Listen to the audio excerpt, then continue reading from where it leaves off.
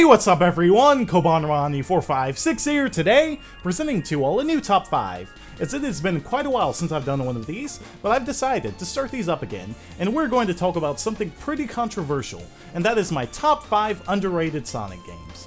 And just a heads up, these are my opinions, not fact, so no need to get in a hissy fit over them, and we'd love to hear what your top 5 underrated Sonic games are in the comments below.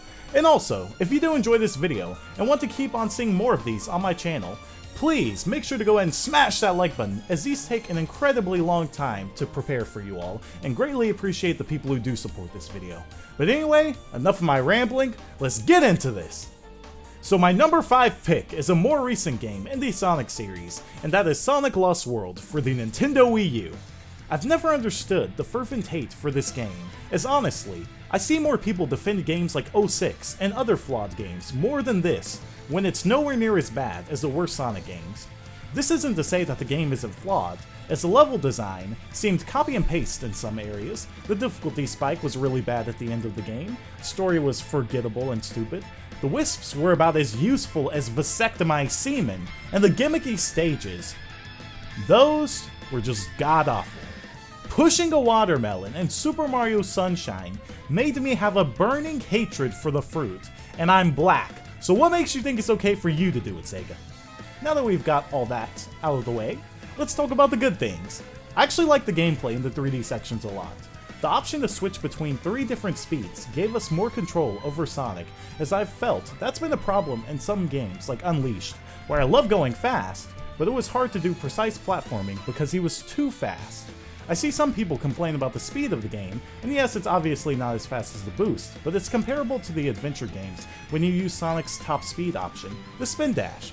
And before, that doesn't count comments, but if that's your argument, well guess what? Your argument doesn't count either. The spin dash can be used infinitely and never loses momentum as long as you don't run into anything making it similar to the boost, but trickier and more rewarding to use. You can seriously pull off some cool shortcuts and speedruns using it, and honestly wouldn't mind seeing this format used in a future game. The parkour was really cool too, as it opened up new pathways to explore, and felt it added more to Sonic's gameplay and a sense of speed, as it took some skill to get through some areas. I feel like it can be fleshed out a bit more, but I mean it was their first attempt at it, kinda like how they did Unleashed, as that game had some flaws with the daytime gameplay, but it was pretty much perfected in Generations, and I feel like Lost World's style of gameplay has a lot of potential like the modern Sonic gameplay, so I hope to see a sequel in the future. Lost World is also one of the best looking Sonic games ever, as it has a pretty cool semi-cel shaded look to it, and is the only console Sonic game to run at 60 frames per second, and it had an amazing soundtrack as well. Sure, it's not the greatest game in the series, but I definitely feel it deserves a bit more praise than what it gets, which is why it's on my list as my number 5 pick. Coming in at number 4 is a Sonic game that I think is quite underrated, and that is Sonic 4 Episode 2. I know most Sonic fans run away from anything that is related to Sonic 4 like the Plague, which I can understand after Episode 1, even though I don't think it's a terrible game. It was terribly disappointing compared to the originals, but Sonic 4 Episode 2, however, is actually pretty fun, as they got the physics more accurate, which was a huge complaint about Episode 1, and the game definitely felt way faster paced. The addition of Tails also made things more interesting, as he could carry you up to higher places with his flight, and Sonic and Tails have a hardcore 69 gotta suck fast spin dash that plows through anything. And the coolest thing about this game is that it has online, so you can have a friend join you and play as either Tails or Sonic, so it gives this game a lot more replay value, which it desperately needs. Why is that, you say? Well, the game is fun, but it is kinda forgettable, as my biggest problem with the Sonic 4 games is that they didn't feel innovative at all, as the level design and environments aren't as memorable as the classics, and it feels like it's trying too hard to be Sonic 2. I can understand one stage, or if it's an anniversary game like Generations, but honestly that was a huge flaw about Generations, as it lacked variety in the stage environments, at least in my opinion, and I'm not saying that they're bad by any means, or that Sonic 4's stages are bad, but I always love seeing new environments and wild level design in Sonic games, so it is a little bit of a letdown. Plus, Dims has such a crazy fetish with speed boosters and springs that the game feels automated at points. And I mean, I'm not dissing their preferences, but I'm not the kind of guy who just likes to sit back and let everything be done for me, if you know what I mean. Also, the music is hit and miss sometimes, as the Metal Sonic theme, Death Egg Mark II, Sylvania Act 2, and Sky Fortress Act 2 and 3 sounded amazing, but everything else is kinda bland, or just downright weird, like Oil Desert Act 2, which has them stomping on Donald Duck's throat every second, instead of them using a pleasing to the ear sound. Like seriously, it sounds like this. Even with these problems, I still enjoyed the game, as it does some things quite well and is solid in most areas. And it's a blast to play online with friends, which is something companies need to implement into more platformers. And yes, I am looking right at you, Nintendo. I would have liked to have seen an Episode 3, as they definitely improved a lot from Episode 1, but now they need to add some soul to the game. So there you go, Sonic 4 Episode 2 is a pretty fun game and sits at number 4. So it's time to get into the top 3 picks, and for number 3, we have Sonic and the Black Knight for the Nintendo Wii. Sonic and the Black Knight is the second and so far final installment in the Sonic Storybook series, and resolved a lot of the complaints Secret Rings had. For one, you can finally control Sonic with an analog stick, giving you more precision, as the controls for Secret Rings were wonky at many points when you tried to stop or move backwards. And the big gimmick about Black Knight is that Sonic wields a sword named Caliburn, which he uses to tear down foes, instead of using the homing attack, which is strange considering in the opening cutscene he destroyed all the knights with the boost. I guess it's just another one of those things where Sonic's just trying to be a good sport, as, you know, in Transformed and All-Stars Racing, he never needed the car, but he does it anyway. So yeah, Sonic uses a sword, and you can shake the Wiimote to input sword swings, and Soul Surge is back as well, which allows Sonic to reach a super-powered, nigh-invincible state as you take out enemies with rhythm-based attacks. I've seen some people complain about the sword fighting slowing down the gameplay and that the sword controls are kinda imprecise, as it's more of a woggle fest, honestly. But if you flick the Wiimote while doing a homing attack, you'll do Sonic's Buzzsaw move, which plows through enemies with ease, and I always use that to keep my momentum going, so I never had a problem with the sword mechanics. My biggest problems with the game, however, are the story being super short, the multiplayer being complete booty, and the motion control instructions being very misleading, as it would constantly tell you to woggle when you were supposed to flick during fights against bosses.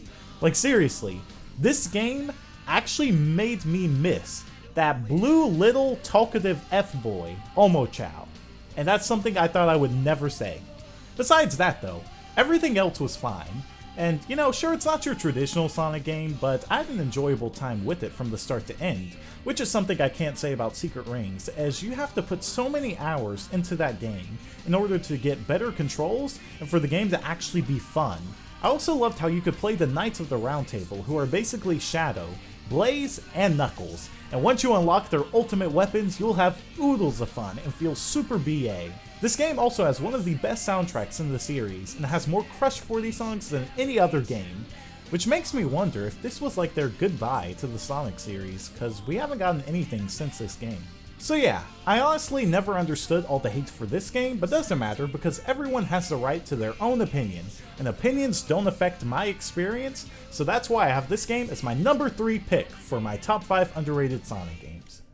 The runner-up for this top 5 is a very unique and enjoyable Sonic game. It was the only actual good thing that came out of Sonic's disease-ridden 15th anniversary, and that is Sonic Riders. As you all know, Sega has tried time and time again to compete with Mario Kart with games like Sonic Drift, which sucks, and then Sonic R, which sucks too, gameplay-wise, but I low-key actually liked it anyway because of the 90s soundtrack, but hey, at least I can admit it sucked bootio. Anyway, at the time, Sonic didn't have a good reputation with racing games, or spin-offs for that matter, and honestly, they still kinda don't. But Riders was genuinely the first one I can say I really enjoyed as a kid, and still do to this day. As in this game, Sonic and friends use hoverboards powered by air to maneuver through different racetracks as they face off against new rivals, the Babylon Rogues. The boards are a really cool concept, and the tracks complement them, as the game has a more futuristic atmosphere to it, so you can tell they didn't limit their creativity, as the stage design is actually good on most stages, except for the later tracks, as it gets incredibly unforgiving due to the controls not being super precise. And speaking of controls, yes, they get quite slippery, especially when drifting comes into play. And come to think of it, Sega could never get drifting down until Sonic Colors and All-Stars Racing, which is kinda crazy. A couple of other problems with the game are the short story mode, easy mode to Razor Jin Final Boss, and them reusing track settings constantly and just slapping a new paint job on them, but besides that, that's pretty much it.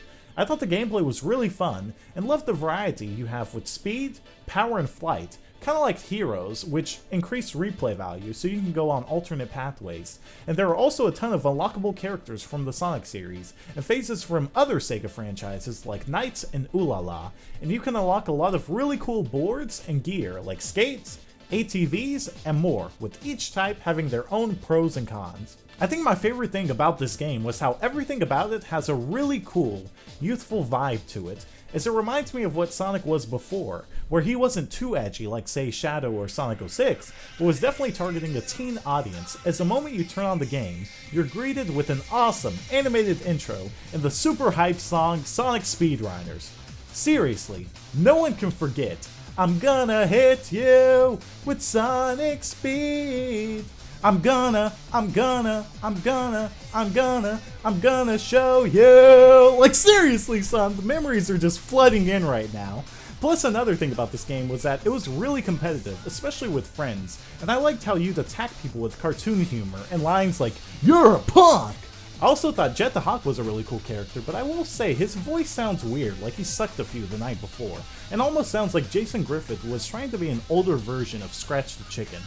But yeah, Sonic Riders was definitely a unique and fun racer, and deserves some more credit, as I'd honestly prefer them to go in this direction with future racing games in the Sonic series, and that is why this game sits at number 2. Before we get to number 1, I do want to give an honorable mention to one game, and that is Shadow the Hedgehog, and before you all raise an eyebrow or hit the dislike button, let me explain. I'm not saying it's good, but it definitely gets way more hate than it deserves, at least in a gameplay perspective, as I think the gunplay is actually really good, as Shadow's hit-and-run tactics are comparable to the likes of Expert Criminals and Chirac, and it never really hampered the speed. The game is also quite fun to play too, if you do the neutral run, and don't worry about completing the multiple storylines which are stupid and pointless, and unlock a final story that is lame as hell, and a final boss and super fight that's lame as hell too. The music is amazing as well, with Crush 40, Magnify, Julian K, and other really awesome artists and level themes, but I will say this, the controls are super slippery, as Shadow really lubed up his skates before starting his adventure, but hey, it's nowhere near as bad as Sonic Lost World 3DS. Like seriously, F that game. People complain about this game being way too edgy, but I don't think it's because of the guns or the explosions. I mean, come on, it's actually pretty cool seeing Michael Bay's spirit animal in action, but I think it's more so how Shadow acts. He's way too much of a tryhard. Like, before in Sonic Adventure 2, he was actually cool because he was just calm, collected, and he was intelligent, and he just had a different, like, personality from Sonic. It was like he was the opposite, basically. You know, Sonic's all gung-ho, ready to jump into everything, and just had no cares at all. But in this game, like I said, he just seems too try-hard, so it's just so cringy every time you hear him say something like, "Where's that damn fourth Chaos Emerald?" And I mean, come on, some people need a little edge in their life. Like me, I like to shave down under with a straight razor, and there's nothing wrong with that. I'm actually joking on that last part, but yeah, it's an extremely flawed game, but I wouldn't say it's close to as bad as 06, and is eons better than the snorefest that is Sonic Boom. Alright, so now that we got all of that out of the way, it's time to get into my number 1 pick for top 5 underrated Sonic games, and that is Sonic Heroes. Seriously. You all didn't think I was going to do a list about underrated Sonic games and leave out Heroes, did you? As this game gets way too much flack for what it is, and that is a really fun Sonic game. So Heroes introduces us to team-based gameplay with 3 characters on each team having their own strength. Team Sonic has Sonic being the speed character as expected, Knuckles being all about power and Kanye Westing it up, and Tails being the flight character as he chafes himself all the time with his balls attack. Like seriously, every time he does his neutral B, all I hear is him saying, "Chafe! Chafe! Chafe!" Tails! I think you're a bit too young for that, considering you haven't even hit puberty. Heck, even double digits in this game. But anyway, jokes aside, the team system is actually really cool and adds variety to the gameplay, and the level design complements it as each character is needed in order to progress. And there are 4 teams in this game, as Team Dark, Chaotix, and Rose join the adventure, with each one having their own goals and difficulty. I will admit though, playing all 4 teams can get a little tedious as the environments and level design don't really change at all, so it's kinda like Shadow the Hedgehog, but nowhere near as bad. Plus the actual Supersonic fight is really cool because you get to face off against a ginormous Bionicle. And I mean, you all gotta admit, if you were growing up in the early 2000s, then you know Bionicles were the shiz. Another thing that I hear some people complain about is how the game can be kinda glitchy, which I'm not gonna lie, I've experienced a few myself, but it's never been overbearingly bad like 06 or Boom. But I did hear that the PS2 version was a lot glitchier than the GameCube and Xbox versions, due to it being ported to inferior hardware, because the game graphically even takes a hit, with shadows being circles and the frame rates being dropped to 30 instead of 60 like the other versions. My biggest complaint with this game though is how slippery it is. Like seriously, there are so many times where I have died from just slipping off an edge, ow, the edge! Slightly, or lost control of Sonic during breakneck speed sections, resulting in me suiciding, and it was incredibly rage-inducing on so many levels, especially when you have to get all A ranks in order to unlock super hard mode. Also, the combat with the power characters is sometimes annoying, especially around bottomless pits, as you never feel you have full control when you're punching enemies, so you'll end up going willy-nilly throwing attacks out, but then careen off the ledge because these guys have no sense of control. Bingo Highway and Casino Park can also suck my nuts, and the boss fights were kinda rehashed a lot. Also, this is the game that birthed the stage that Sega cannot stop putting into their new games, and that is Seaside Hill. Seriously, it's not even that great! Ocean Palace is way better in every way, and this is just fact, so if your opinion is different, well, it's irrelevant.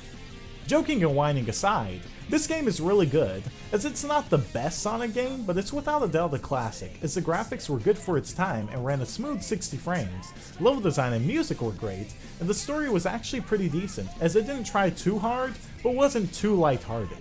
Another thing I love about this game is the multiplayer, as it follows in the footsteps of Sonic Adventure 2, but with a few more modes, and I cannot explain the amount of fun I had with them, as I always played with my sister, dad, and friends all the time, and it was a blast. So there you go, a fair and goofy analysis on Sonic Heroes and why it's a good, yet sadly underrated Sonic game, and this concludes my top 5. So there we go, ladies and gentlemen, my top 5 list of underrated Sonic games. I hope you all enjoyed it, as it took so many weeks to get this prepared for you all, and I really put a ton of time and effort, so as always, if you enjoyed this video, please don't hesitate to drop a like, as it helps me out a ton, like you all have no idea, and it lets me know that you all would like to see more of these, which is something I'd love to do, as I enjoyed writing this a lot. So if this video could hit 5,000 likes, that would be really awesome. Also, don't forget to leave a comment, and let me know what your top 5 underrated Sonic games are, as like I said, these are my opinions, they aren't facts. Yes, even what I said about Ocean Palace, so I would love to hear what you all have to say. Also, let me know what I should do next. Top 5 Mario games, or top 5 worst Sonic games? Also, want to give a big thanks to ZeldaMaster2010 for making this template, as he does a fantastic job with everything, so make sure to go check out Lord Checkerboard himself. Anyway, that's it for this video, so thanks again for watching, see you all, have a good day. Peace, Republic of Columbus.